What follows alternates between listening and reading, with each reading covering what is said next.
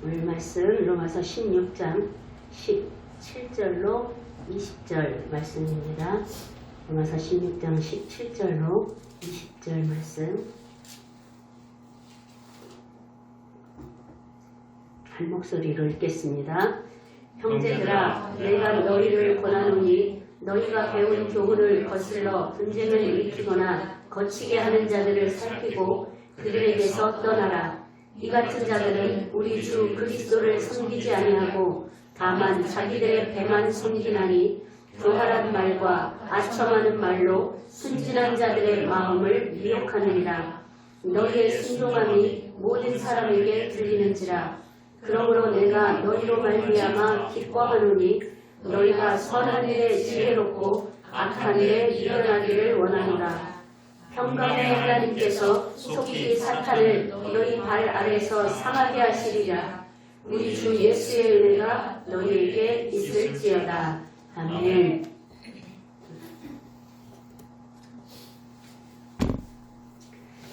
우리가 로마서 읽기로 기도회 21일 기도회 첫 주를 지나갔는데 또 공교롭게도 오늘이 로마서 15, 16장 마지막 장을 대하게 되었어요. 그래서 오늘 주일 설교도 15, 16장 중에서 본문을 택해야겠다 해서 오늘 본문을 선택을 했습니다. 로마서는 바울이 3차 전도 여행을 끝마칠 무렵에 고린도에서 다음 선교 계획을 선교 여행을 계획하면서 다음엔 스페인을 그 당시 땅끝이라고 여겨졌던 스페인, 이제 복음이 들어가지 않은 곳은 그곳밖에 없다. 그래서 그곳에 가야겠다. 그러면 스페인에 가는 길에 이 예루살렘에서 흩어진 이 디아스포라 성도들이 많이 모여있는 로마 교회에 가서 그들의 믿음을 더 굳게 세워주고 함께 믿음의 교제를 하고 스페인에 가면 좋겠다. 이런 뜻을 세우고 그러한 마음을 적어서 편지로 적어서 로마 교회에 보낸 것이 로마서입니다. 로마서의 주제는 하나예요. 복음과 율법. 로마서는 처음부터 끝까지 복음과 율법이 싸우고 있습니다. 그것은 율법을 주장하는 유대교인들이 그만큼 거세게 복음을 위협하고 있다는 뜻이죠. 그것을 고린도에서도 에베소에서도 계속 접했었단 말이에요. 그 유대교인들이 바울을 계속 죽이려고 쫓아다녔단 말이에요. 고린도에서 교회를 세울 때도 에베소에서 교회를 세울 때도 계속 쫓아다녔단 말이에요. 그러니까 로마에는 그런 유대교인들이 훨씬 더 거세게 이 복음에 서 있는 그리스도인들을 위협하고 있다는 사실을 알기 때문에 복음에 대해서 그리고 율법에 대해서 정확하게 정의를 내려주는 이 논문 형식의 글을 로마서로 쓰고 있는 거예요. 그러니까 복음은 우리가 잘 알고 있어요. 복음이 뭡니까? 하나님이신 하나님의 아들이신 예수 그리스도께서 사람의 몸을 입고 오셔서 사람처럼 죄인이 되셔서 우리 모든 인류에 축소하자면 나의 우리 한 사람 한 사람의 죄를 자기 자신의 죄로 끌어안고 십자가에서 죽으심으로 그 죄를 멸하시고 부활하셔서 이제는 죽음이 없는, 죽음에 두려워할 필요가 없는 영원한 생명을 너희에게 주겠다고 부활의 생명으로 우리에게 승리하신 주님을 보이시고 그것을 믿는 자들에게 그 부활의 생명으로 찾아오신 것, 이게 복음이에요. 이걸 믿는 자는 구원을 받는다는 거예요.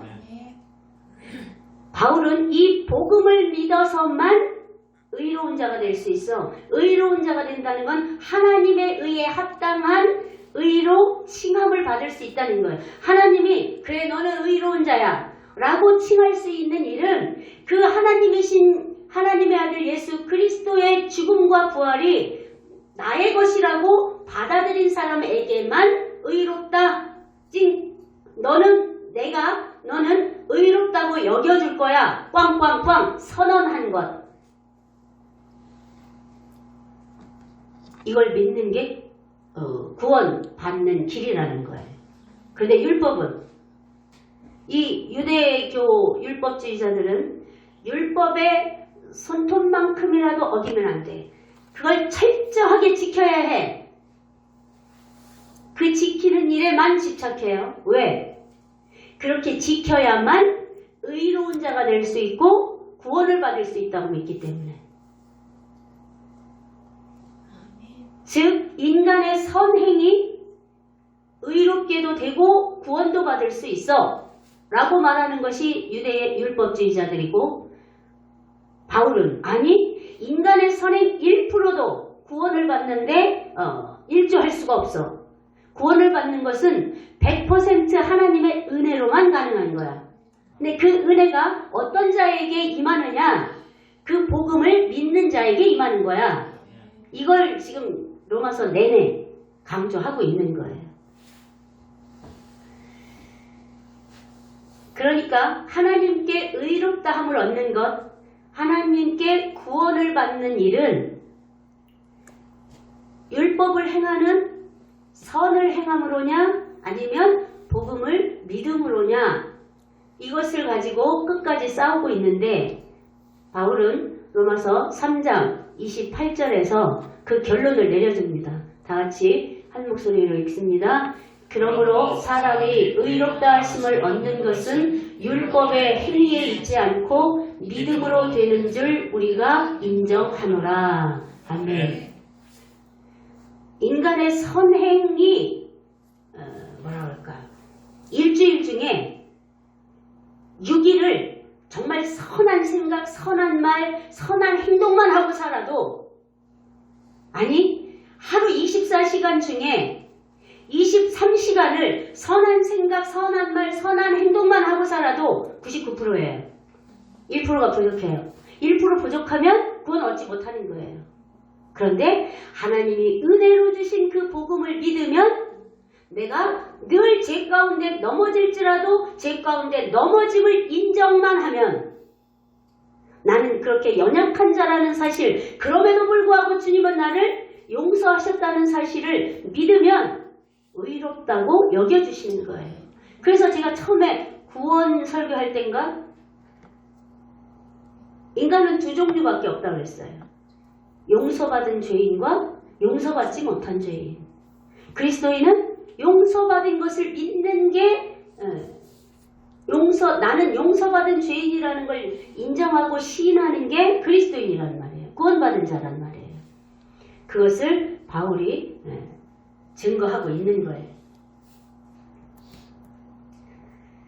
그러면서 구원받은 자가 이 로마서에도 그렇고 에베소, 갈라디아 모든 교회에게 편지할 때 바울은 복음을 설명하고 그 뒤에 반드시 그 복음으로 말미암아 구원받은 자는 어떻게 살아야 하나, 그 삶의 방향이 이렇게 바뀌어야 해 라는 걸 항상 기록해 놓고 있는데, 로마서에도 똑같이 그걸 기록해 놓고 있어요. 그리고 그것을 오늘 본문에서는 선한 것과 악한 것으로 대조시키고 있어요. 선한 것은 구원받은 자로서 하나님께 믿음으로 살아가는 삶이 선한 것이고, 악한 것은 그 반대의 길을 가는 게 악한 거라는 거예요. 근데 그 선한 데는 지혜로운 자가 되고 악한 데는 미련할 정도로 무둔한 자가 되라 이 말이에요. 근데 우리는 악한 데는 빠르고 지혜롭고 선한 데는 느리고 무둔한 자로 살아가는 것이 보통 우리들이란 말이에요. 그러면 나는 그러니까 안 돼가 아니라, 그렇기 때문에 나는 주님의 은혜가, 주님의 가르치심이, 도우심이 더 필요한 자입니다. 이걸 인정하는 것이 하나님이 기뻐하시는 거라는 거예요. 그게 하나님이 기뻐하시는 삶인데 그거 어려워요? 그걸 인정하며 하나님의 도우심을 구하는 삶이 어려워요? 그게 하나님을 기쁘시게 하는 거라니까. 하나님을 기쁘시게 하는 자에게 뭐가 예배되어 있다고 그랬어요? 상이 예배되어 있다고 그러잖아요. 우린 너무 신앙생활을 어렵게 생각해요. 내가 뭔가를 하려고, 내가 뭔가 변화를 이루려고 하니까 어려운 거예요. 바울이 선한 데는 지혜롭고 악한 데는 밀어나라 할 때 이 선함은 아까도 말했지만 예수 그리스도의 복음을 믿어 구원에 이르는 것이 선한 거예요. 또 구원받은 자로서 구원을 이루어가는 삶을 살아가는 것, 즉 하나님의 말씀에 순종하는 삶을 살아가는 게 선한 거예요. 그 순종이 곧 뭐예요? 행함이에요. 말씀을 순종하는 거니까 그것이 곧 말씀을 행하는 거예요. 그 행함이 뭘 가져와요? 열매를 가져와요. 그래서 주님이 뭐라고 하셔요? 그 열매를 보고 너희가 하나님의 자녀인지 아닌지를 구별하게 될 거다. 너희가 좋은 나무인지 나쁜 나무인지 그 열매를 보고 알게 될 거야. 그렇게 말씀하신단 말이에요. 그것을 에베소서 2장 2절로 가면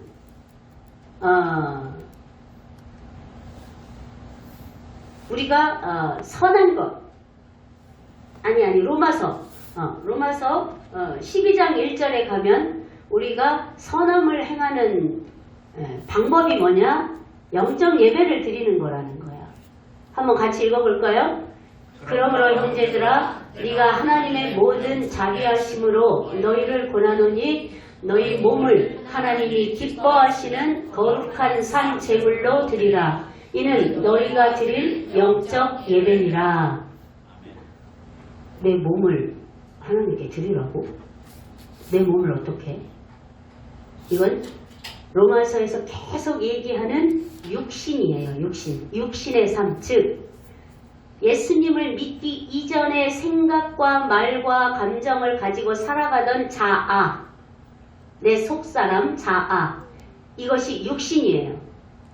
내가 기분 좋으면 기분 좋은 대로, 기분 나쁘면 기분 나쁜 대로 표현하고 말하고 행동하고 살아왔던, 다른 사람의 이익을 생각하지 아니하고 나의 이익만 생각하고 살아왔던 이런 이 옛사람이라고 말하는 육신의 삶을 살아왔던 것이 예수를 믿어도, 예수님을 만나도 자꾸 툭툭 튀어나올 때 그것을 인정하여 하나님 앞에 제물로 드리는 거예요. 그럼 제물로 드리는 방법이 뭐예요? 인정하고 고백하는 거예요. 나 이런 게 있어요. 이게 나예요.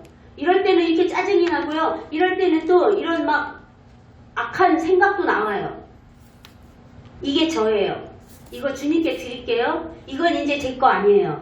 왜? 저는 이제 예수님으로 구원받은 새 사람이 됐으니까요.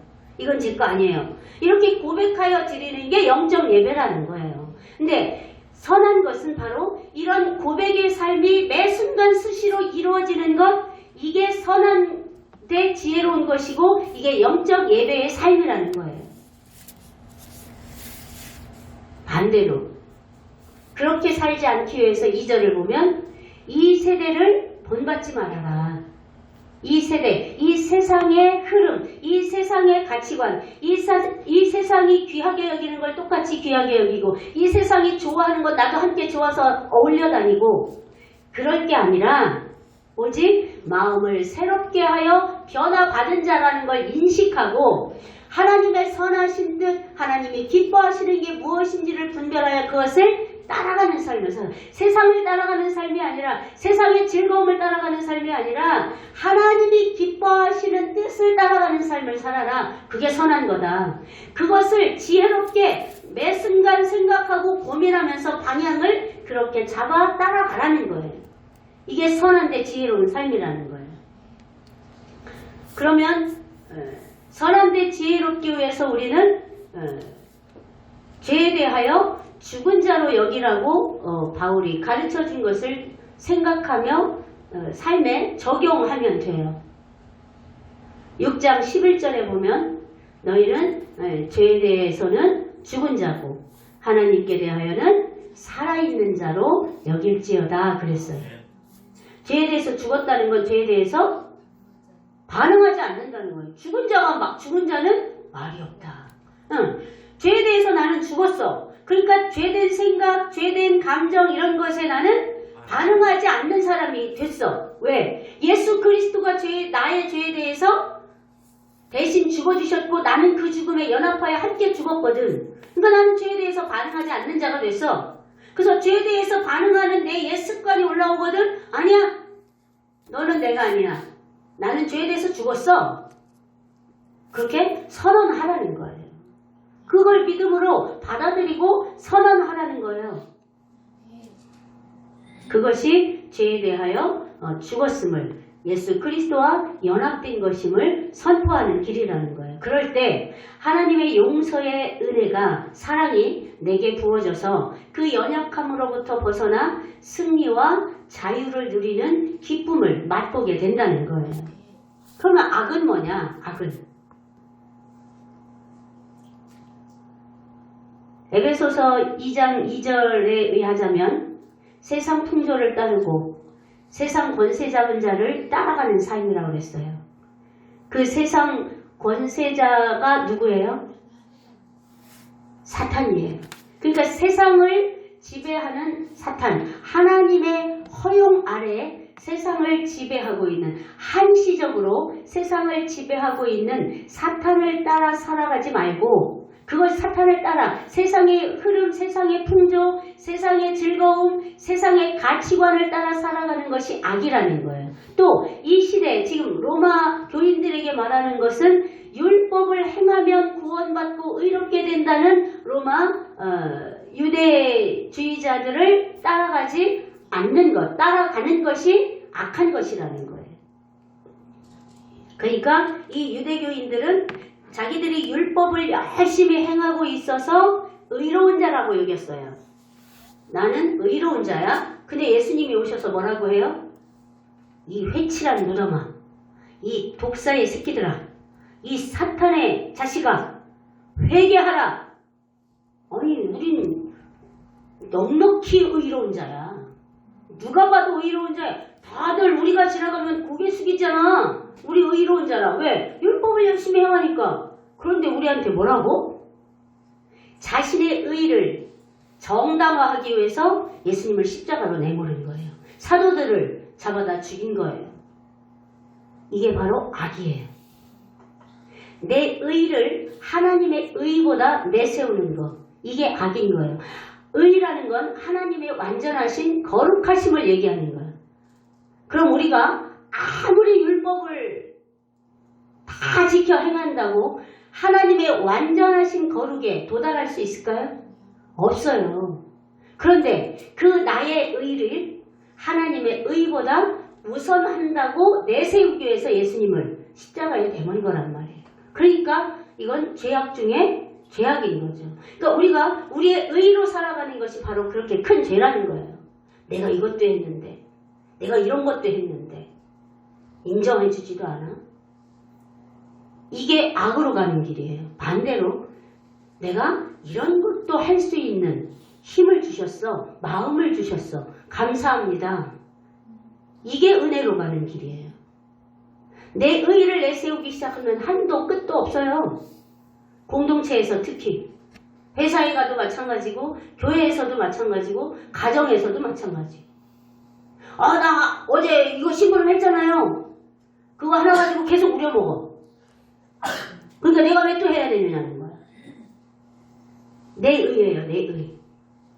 내가 선을 행할 수 있는 기회가 있고 선을 행하는 마음을 주심이 감사한 거예요. 순종할 수 있는 마음 주심이 감사함으로 가면 그 사람 계속 선이 쌓여가겠지. 근데 내 의를 계속 내세우면 내 의가 쌓여가요. 근데 내 의가 쌓이는 게 악이라는 거예요. 악을 쌓아가는 거라는 거예요. 그것을 일컬어서 바울은 로마서에서 육신의 생각이다 이렇게 표현하는 거예요. 육신의 생각. 그런데 로마서 8장 7절에 보면 육신의 생각은 하나님과 원수가 된대요. 이 자기 의를 쌓아가는 이 육신의 생각은 하나님과 원수가 된다는 거예요. 또 8장 13절에 보면 그 육신의 생각, 하나님과 원수가 되는 이 육신의 생각을 가지고 살아가면, 내 의를 앞세우고 살아가면 반드시 어떻게 돼요? 죽을 것이로되, 반대로 하나님이 주신 영원한 생명으로서 그 육신의 생각을 죽이면 오히려 살게 될 거다. 그러니까 다스리라는 거예요. 영으로서 육을 다스리라는 얘기예요. 하나님이 주신 영원한 생명으로 나의 이전 것은 지나갔고 나는 새 것 되었어. 그러니까 이전 자아에서 나오는 생각, 감정, 가치관 이 모든 것들을 다 육신의 생각이요. 이 육신의 생각은 하나님과 원수가 되는 생각이니 이것을 나는 거부합니다. 선포하는 것, 이것이 선을 해가는 것이고 이것이 선으로 악을 이기는 거라는 거예요. 그것이 믿음으로 행하는 거예요. 그것이. 그런데 우리가 세상을 살아가면서 그 세상의 가치관을 따르지 않고 세상과 구별된 삶을 살아가는 게 산속에 가서 사는 거 아닌 이상, 그죠? 사람과 어울려 사는 이상 쉬울까요? 쉽지 않더라는 거예요. 집에서 기도하고 집에서 주의 말씀을 읽고 할 때는 깨달아졌어. 근데 나가서 친구들과 어울리고 동료들과 어울리다 보면 그들의 말을 따라가고 그들의 행실을 따라가더라는 거예요. 특히 청소년들은 요즘에 욕이 일상 용어가 되어버렸단 말이야. 그러니까 자연스럽게 따라가지더라는 거지. 이게 바로 세상 풍조를 따른다는 얘기예요. 이게 세상 풍조를 따르는 것이 악이더라는 거지. 그것을 돌이키는 것이 선을 행하는 거라는 거지. 지금 바울은 그러면서 그래 알아. 그 세상 풍조를 따라 살아가지 않고도 세상 속에 살아가는 것이 힘든 거 알아. 그렇지만 힘들다고 낙심하지 마. 포기하지 마. 격려하는 말씀을 주셔요. 디모데후서 3장 13절에 보면 형제들아 너희는 선을 행하다가 낙심하지 말아라. 또 갈라디아서 6장 9절에 보면 같이 읽어볼까요? 우리가 선을 행하되 낙심하지 말지니 포기하지 아니하면 때가 이름에 거두리라. 아까 선을 행하는 게 뭐라고 얘기했죠? 구원에 이르는 삶, 그리고 구원받은 자로서 악에서 돌이켜 육신의 생각에서 돌이켜 죄에 대하여 죽은 자로 여기고 세상 풍조를 거부하며 살아가는 삶, 이게 선을 행하는 삶인데 또 이렇게 살면서 서로를 그렇게 권면하는 게 선을 행하는 삶인데 그렇게 살다 보면 힘들어. 야, 넌 별나게 예수 믿는다? 그런 소리를 듣게도 되고 야, 예수 믿는 것들이 더 악하더라. 이런 소리도 듣게 되고 그럼 낙심하게 된단 말이에요. 그러나 낙심하고 포기하지 말아라. 때가 되면 하나님의 때가 되면 반드시 너희가 그렇게 선을 행한 열매를 거두게 될 거야. 그렇게 격려하고 있는 거예요. 지금은 저들이 나를 조롱하는 것 같지만 저들이 조롱했던 것을 후회하는 날이 오게 될 거라는 얘기예요.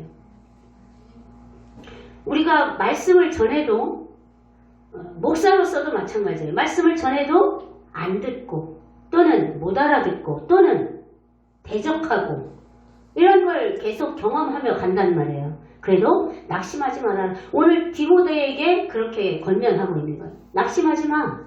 때가 이르면 그 열매를 거두게 돼. 하나님의 때에 그 열매를 거두게 될 거야. 만약에 그들이 죽게 돌아오지 않으면 그 은혜가 다 너에게로 돌아올 거야.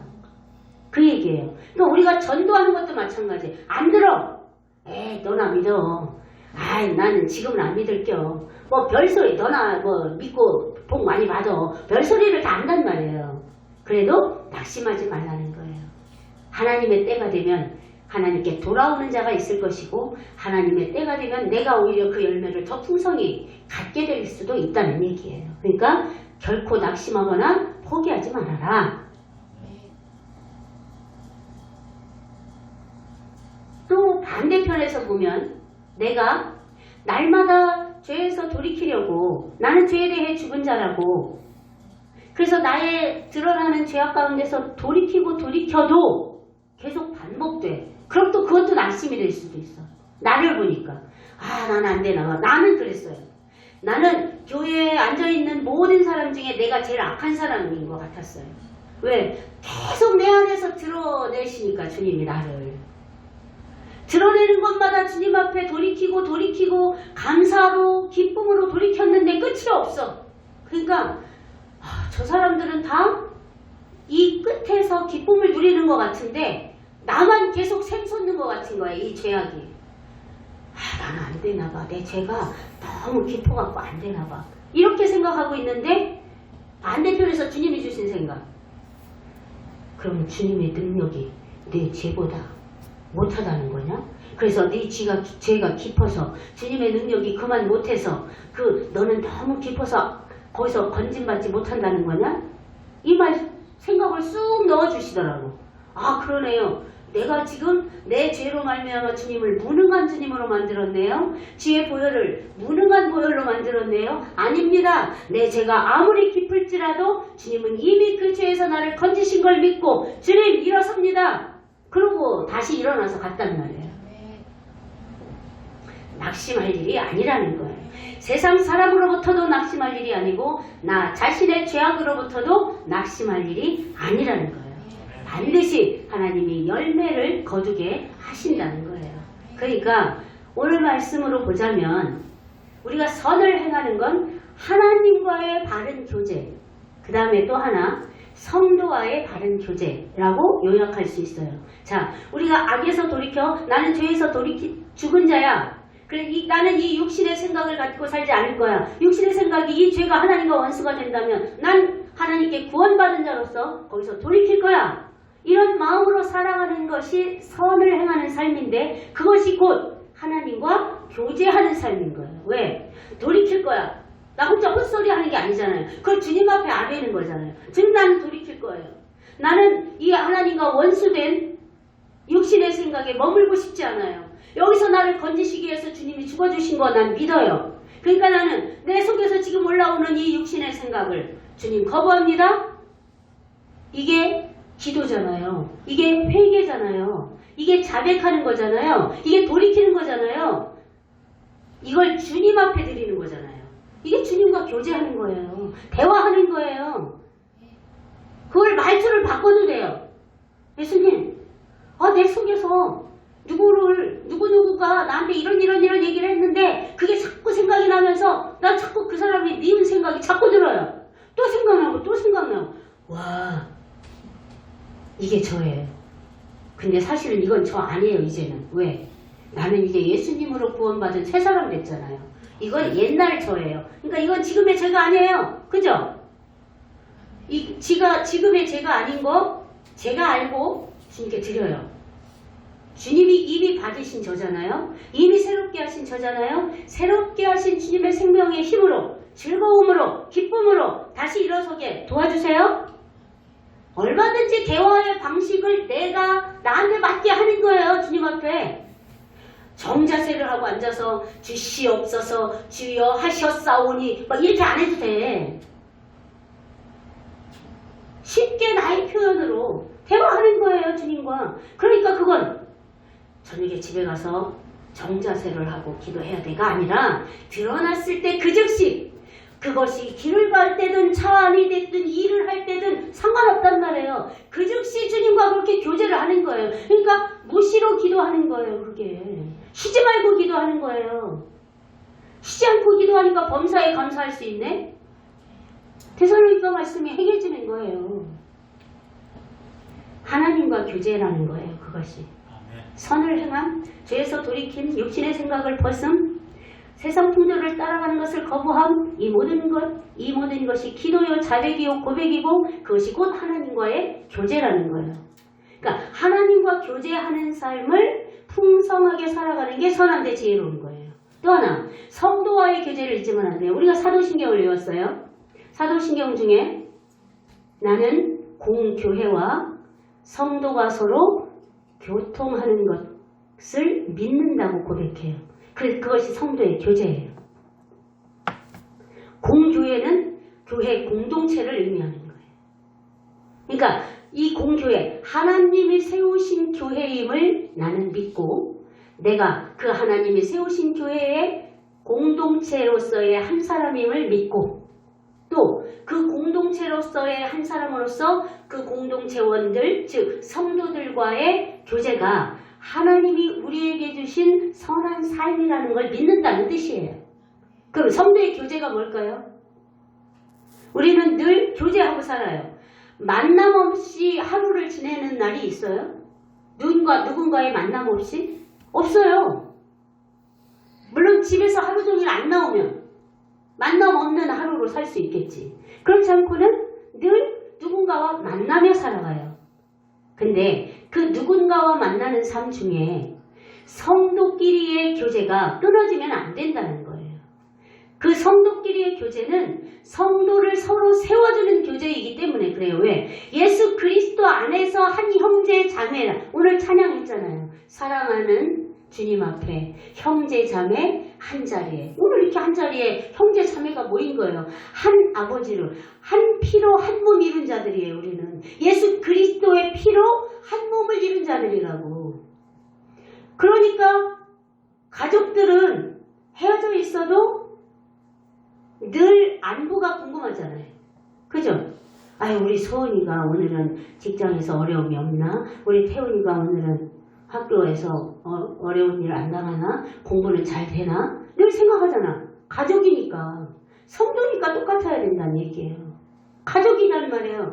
한 아버지를 둔 가족이란 말이에요. 성도도. 그래서 그 성도의 교제가 그만큼 중요하다는 거예요. 근데 그 성도의 교제는 어떻게 차원이 세상 친구들과의 교제와 다른가? 히브리서 3장 13절을 봅니다. 함께 읽습니다. 오직 오늘이라 일컫는 동안에 매일 피차 권면하여 너희 중에 누구든지 죄의 유혹으로 완고하게 되지 않도록 하라. 아멘. 무슨 뜻인 것 같아요? 오직 오늘이라 일컫는 동안에 매일 피차 권면하여.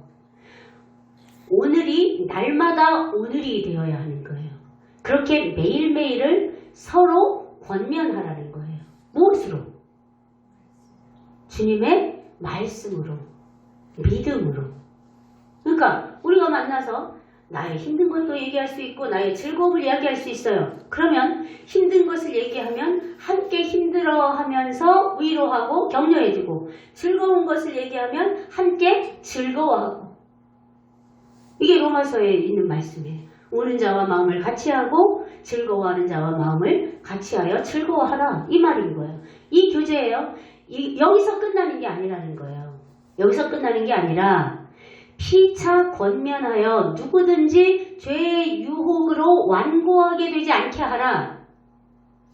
자, 내가 즐거워하는 즐거움을 이야기하고 내가 힘든 것도 이야기했어요. 그런데 그 힘든 것이 반드시 환경 때문이고 다른 사람 때문만일까? 아니면 그것을 힘들게 받아들이는 내 가치관 때문도일까? 이것을 우리는 돌아보라는 얘기예요. 즉, 나의 내면의 문제로 이거 그렇게까지 힘든 게 아닌데, 그렇게까지 화날 일이 아닌데, 그렇게까지 낙심할 일이 아닌데, 나의 내면에서 그렇게 받아들이는 건 아닐까? 이런 걸 함께 나누는 게 피차 권면하는 거예요. 그러면 난 그 생각을 못했네? 맞아. 나는 늘 이럴 때마다 좀 낙심을 하는 성향이 있어. 그게 내 성향이네? 생각해보니 그러네? 그럼 그것도 내 거 아니잖아. 지나간 거잖아. 옛사람 거잖아. 난 새 것 됐잖아. 나 그거 버려야 하는 거였구나. 그럼 내가 그 말 때문에, 그 상황 때문에 이렇게까지 낙심 안 하고도 그 상황을 볼 수 있네? 그 사람의 말을 생각할 수 있는 거네? 이게 죄의 유혹으로 완고하지 않게 하는 거예요.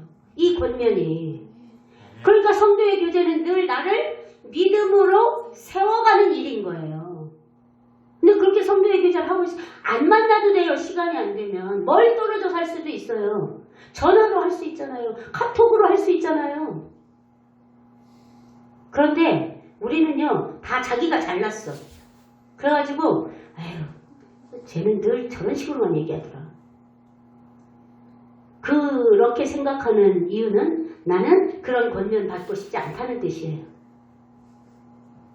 난 너한테 그런 권면 받을 만큼 너보다 믿음이 약한 사람 아니야. 교만하는 거예요. 교만. 함께 나누면서 마침 동의할 수도 있고, 몰랐었으면, 맞다, 내가 잊어버리고 있었다 할 수도 있는 거지. 성도끼리의 교제예요. 목사와의 교제도 성도와의 교제와 똑같은 거예요. 그런 날마다의 교제를 통해서 믿음에 멀어져가고 무너져가는 게 아니라 일으켜 세워져 가는 거예요. 그런데 주일날 한 번 설교 듣고 집에 가서 성경책 한 번 안 보다가 주일날 말씀 들은 것 중에 한 가지도 생각나는 거 없다가 주일날 오면 이 말씀이 듣는 게 생경해지는 거야 또. 그 성도와의 교제 이게 상당히 중요한 오죽하면 사도신경 나의 신앙 고백에 그 성도와의 교제가 들어가 있겠어요. 오죽하면 그만큼 중요한 거예요. 내가 계속 여러분들한테 나누라고 얘기하죠. 그거 교제잖아요. 안 나누잖아. 교제 안 하겠다는 거잖아요. 난 교제 안 해도 잘 믿음을 지키고 있어요. 근데 보니까 못 지켜. 교제를 맨날 내가 톡으로 먼저 해서 전화하세요. 이랬습니까? 저랬습니까? 해야만 그제서야 답을 해. 왜 먼저는 그걸 내가 먼저 교제할 생각을 못할까? 그 교제의 내용이 오거나 전화를 통화하면 나는 그 사람에 대해서 한 번 더 기도하게 되지. 그렇지 않아요? 그 기도의 힘이 별로 능력이 여러분에게 닿아지지 않아서 그런 교제를 안 하는지는 모르겠으나 내가 좀 하나님의 능력이 부족해서 그런지 모르겠으나 성도의 교제가 바울을 통해 하나님이 명령하신 만큼 중요한 거라는 걸 그것이 선을 행하는 길이라는 걸 기억하시기 바랍니다.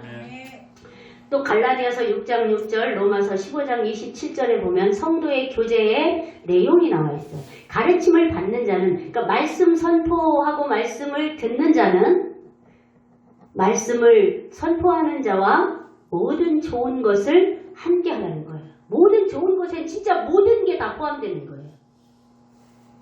나에게 즐거운 일이 있는 것도 같이 나누고, 나한테 힘든 일이 있는 것도 같이 나누고, 내가 맛있는 거 먹으면 같이 먹고, 다 포함되는 거예요. 또 로마서 15장 27절로 가면 더 구체적으로 나와요. 영적인 것을 얻었으면 육적인 것으로 섬기는 것이 마땅함이라 그랬어요. 영적인 말씀을 성도의 교제끼리도 마찬가지예요. 영적인 것을 서로 나눴어요. 육적인 것도 서로 나눠 가지라는 거예요. 필요를 따라.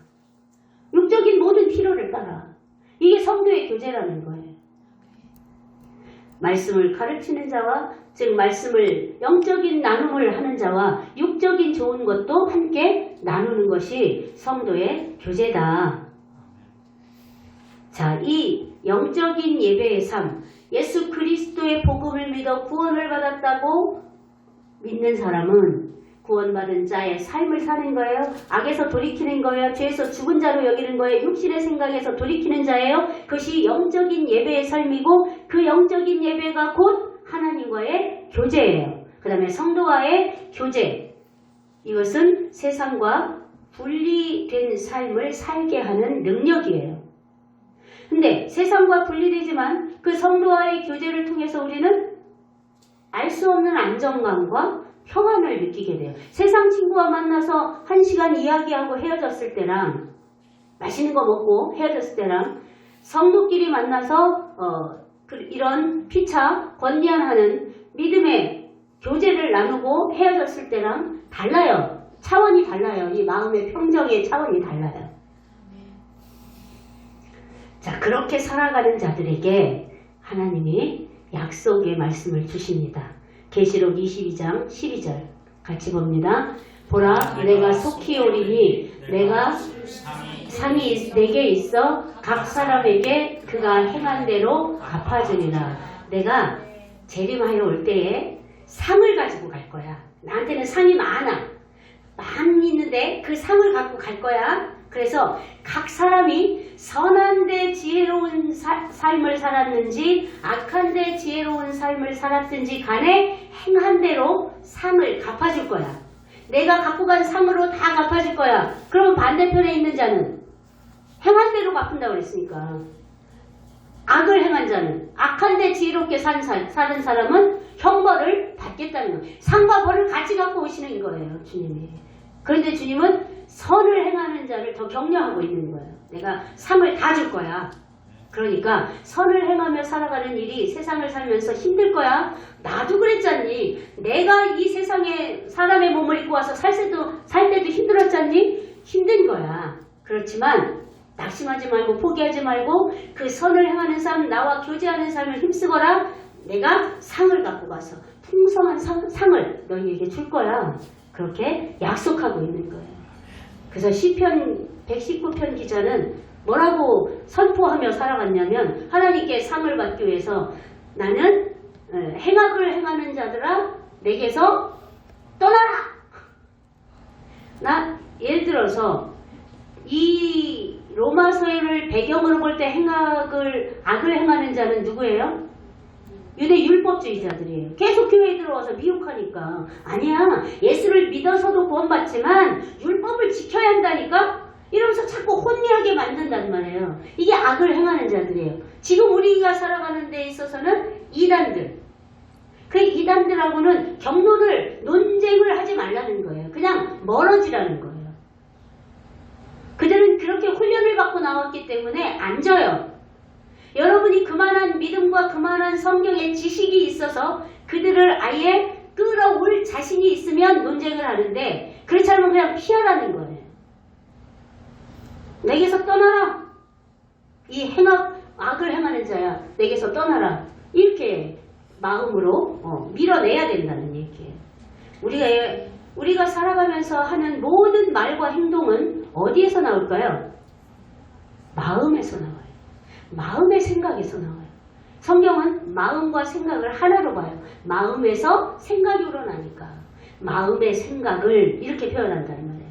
그렇다면 무릇 지킬 만한 것보다 잠언 4장 23절 말씀처럼 모든 지킬 만한 것 중에서 네 마음을 지켜라.